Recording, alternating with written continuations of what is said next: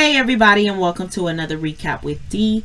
Reviewing Kandi and the Gang Season 1 episodes 5 and 6.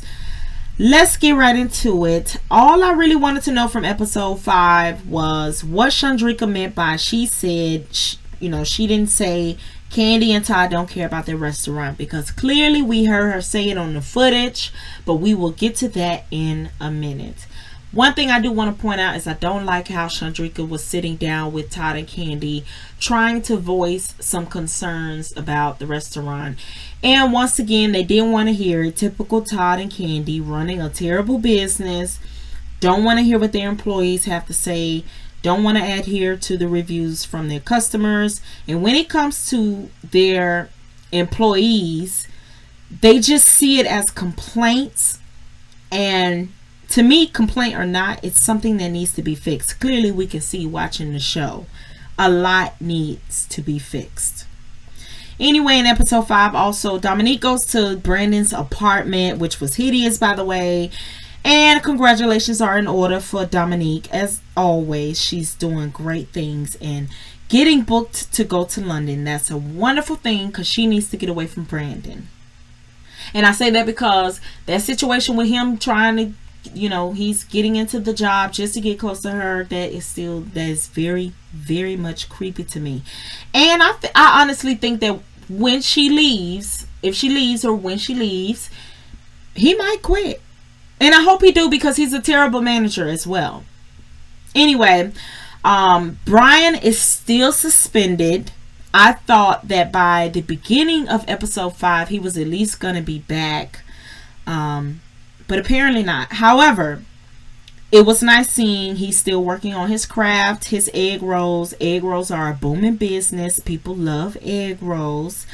I do hate how Philip treated him in this season. It just really seemed like his whole goal throughout the show was getting rid of Brian. And then he has this big issue with Torin. He had that issue with Chandrika. I think Philip has an issue with anybody that is too confident and self-aware. I noticed that people he has, a problem with, it's usually people that are a little bit more on the louder side, a little bit more boisterous, if you will. So yeah, that's a problem with him that I did notice. Anyway, Chandrika is heavily invested into finding out who said that she said Kandi and Todd don't care about the restaurant. I was thoroughly confused. I know, we heard her on the tape, but I was thoroughly confused because it seemed like it was more to it than what it really was, which it was, and we're going to get to that in a minute. But the fact that she was going around to everybody, I do want to point out, like I think I said it in the last video, that Todd and Kandi presenting it as if somebody said, or someone told us, or someone told me that, I think they could have just laid it all out on the table and nipped it in the bud and came straight forward with the footage instead of saying someone told us, because that's childish. That's childish in itself. Knowing that could stir more drama in my business, if I was the owner, I'm going to say this is what happened. This is what we see on the camera. This cannot happen. Do you want to be here? If not, you can leave. Boom. Period. But Todd and Kandi run a messy business. It seems like that's their thing. This business, at the very least, this particular business, I will say, not every business, just the one that they are presenting on TV here. Anyway, I was glad when Mama Joyce mentioned Todd coming to work in the kitchen. Todd is so adamant about not coming in the kitchen.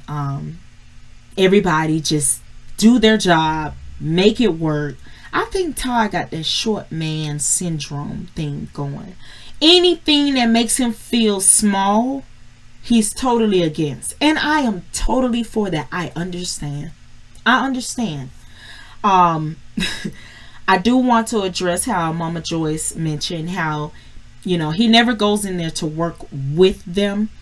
And that's one of the reasons why she and everybody else don't like him. I don't like him either. And I don't, not saying I don't like Todd as a person or, just as a human being. I just don't like his attitude towards things. But that's neither here nor there. My opinion doesn't matter. Anyway, Todd and Kandi's team building event, I loved it. This is something more businesses should do to keep their business thriving. Nothing better than having a team of people who have to work together, actually like working together. I know at the event, Juan was talking to Brandon, and he was, they want him to make the decision on whether Brian stays or not. And Juan wants Brandon to find his voice, as in his authority. Juan does not understand that man is not there to find his voice. He's not there to manage. He is there for Dominique, not to be a manager. On this team building thing, I think Philip not wanting Brian and Torrin to be on his team, that's not team building. And that's why I'm glad they did not let him pick the teams anyway. That tug of war challenge was not tactical at all. It was not tactical. You could tell none of them watched Squid Games. Clearly, there's a method to this madness. And I hate that, Team Todd won, but it wasn't because of Todd and his little legs. But congratulations anyway. I was mad they won, and Mama Joyce was mad as hell too. But all in all, something good came out of the team building event, and that was the change in Philip and how he was interacting with Torrin and Brian. They just needed a chance to interact in this way outside of the restaurant. Philip just has to give people a chance, a second chance. Now, did we find out if Chandrika is, the culprit herself, which we already know, or if there is another culprit? It's in episode 6 we quickly learned Chandrika was repeating what was told to her by whom she says is Patrick. Then later on in the episode, she switched to saying that Melvin says it all the time. Be that if it may, I'm really tired of talking about this he says, she says stuff. But Chandrika is still on this journey to finding the suspect. In the midst of her on this journey finding the suspect in episode 6, she leaves her post, and she's the hostess. She leaves her post. Now, Chandrika, how do you leave your post and you got folks walking in the restaurant and nobody to greet them? If I walk into a restaurant and there's nobody there to greet me, I will walk out. I've done it before and I'll do it again because I'm not that damn hungry. But Chandrika is still on this mission. When we get to episode 6, we understood that, she's trying to find out who said it, but it's dragging. It's a drag to me, but it's good, moderate entertainment. But I did come to the conclusion at the beginning of episode 6 that everybody said it. She was just the one that got caught saying it. And why the hell is Brandon on his phone, having that discussion, and he got the phone on speaker? But they didn't really go into all of that, and but we'll get back to this whole Chandrika on this mission thing in a minute. Moving on, there was a part where Juan was checking on Brian because of some news he had received. I enjoyed seeing that part. I just wanted to briefly talk about that part. I enjoyed seeing that, how Juan looks out for Brian and his situation. it was good knowing that, Brian has someone like Don, because Don Juan is a stiff so-and-so. He is strict. He don't play. He is a good friend. We've all seen it, how, he is with Kandi over the years. He's always been by her side. So he has proven himself to be a great friend. He is a no-nonsense kind of guy. And to have him, that's what Brian needs, because he's someone that under no circumstances will he enable Brian, with his problem. So I liked seeing him check up on Brian. I always like seeing Brian up on the screen. Anyway, moving on to Patrick and Safari. I still think that this relationship is fake. And, I'm going to stop saying that. I'm going to stop saying that I think the relationship is fake. But moving on. Kandi telling him that he should still go ahead and do the party.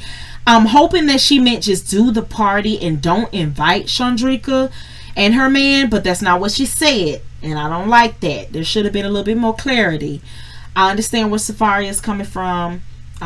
She did talk to Safari, and obviously she does get it too. No woman would want to deal with, having her man's ex coming up to his housewarming party. But I don't understand why she really don't want him to have the housewarming party altogether.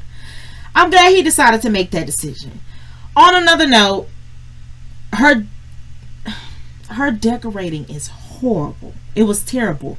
Absolutely terrible. And Patrick know it. The way he was looking confused on the show. Torrance should have done the decor. Bottom line. Anyway, I'm still glad he chose to do the housewarming party, because if he didn't, it would have been pointless for us to have been talking about it all this time. Moving on. Outside of the footage of Chandrika saying it, and we know she said it, if it really did come down to somebody else saying it, I think that Rashard should not have been a suspect, because he just really doesn't seem like that guy. Melvin too, but I think Rashard shouldn't have been a suspect, or at least I thought that. Until I seen he immediately went up to, straight to Don Juan after Chandrika came to question Rashard. But that's still, I'm a little back and forth about that, because if I'm an employee of an establishment and someone comes to me and say, hey, did you tell such and such, so and so and so and so, I'm going to clarify to that person whether or not I said anything, and then I'm going to go to the manager and let you know, hey, this person is going around, did boom, blam, boom, can you fix this, because this is going to become a problem. So I get that, but I still think he shouldn't have been a suspect in the first place. She really, all in all though, I'm glad Rashard did go to Don Juan, because she did need to know that she is the one who told on herself. Moving on. Old lady gang comes to the restaurant to work. They came in the door with the mess. Aunt Bertha came in ready to knock folks out, charge people to touch her. She was ready to charge top dollar. She was ready to write folks up and fire people already. Todd came in there bitching. He was bitching from the car. From the time he left the car to the time he got his first task. I just can't. Like I said, I don't want to say I don't like Todd. I just don't like his attitude. And one thing I cannot stand is a man that complains all day long. And that's all Todd do, is complain. He just complains and bitch and moan. Anyway, moving on. Kandi and Todd walked in like they were really confused and didn't know what to do. And even if you are the owner of a restaurant, you're supposed to know every role in that restaurant like the back of your hand. And I'm glad Philip said it, because that's a no-brainer. Bertha in the kitchen eating. Now, one thing about a black-owned restaurant that I don't trust is the fact that they not gonna stick their bare hands in the food and eat it. I have seen it so many times. I'm not saying other restaurants don't do it, but I'm just saying I know with my people it's a guarantee that that's happening. Anyway, Bertha goes on her smoke break. Todd talking about there needs to be a system.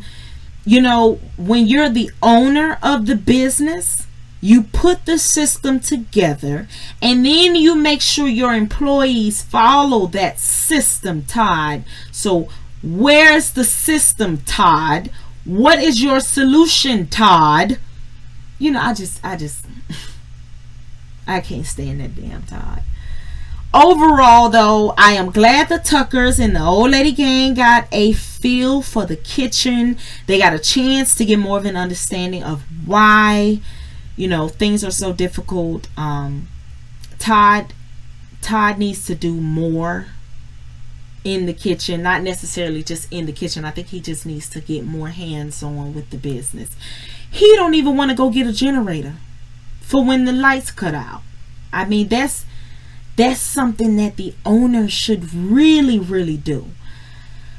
Anyway, Mama Joyce and, you know, her butt suction, butt lifting, we gonna skim over that part. I just really wanted the cameraman to stop scanning over this lady booty cheeks, but you know, there's something else I could say about this, but I'm not about to do that to Mama Joyce. Moving on. Moving on. Brandon and Dominique, this relationship, it absolutely needs to come to an end. It's classless, it's unprofessional, and Brandon is just not that guy. As far as when you just look at his leadership skills in the restaurant, that'll be the same way he leads in his household. Lazy. Don, Juan, and Philip trying to have a talk to him to let him know, you know, it can't continue. I don't think they understand that this man got this job in the first place for her, to be close to her. Leaving her alone is not an option. But when they bring this to his attention, you know, what was caught on footage, you know, them, you know, being a little bit too interpersonal. Him looking at the phone, he was looking like wow, is that me? Like, yeah, buddy, that's you. Then what flabbergasted me was when this fool showed up to her dance rehearsal. I can imagine that was probably very scripted, or it really did catch her off guard, because like I said, I know Dominique. I used to dance with her. She takes dance very serious, but aside from that, from what I know and how serious dance rehearsal is, you do not show up to this girl dance rehearsal. You don't do that. Even the instructor was looking crazy. So yeah, boundaries much, Brandon. That was a very big red flag for me. I don't know if it was, you know, scripted. I don't know. Dominique looked like, you know, she was thoroughly confused. But I get it. He had to talk about the situation at Old Lady Gang. He had to let her know that they have to conduct themselves in a certain way at the restaurant. I hope to see this thing come to an end by the next episode, or by the last episode at least. And I'm not hating, no shade. I think maybe I'm so biased because it's Dominique. Like, if it wasn't her, I wouldn't care. But it's so strange. I just know deep down inside in my gut, this is really scripted.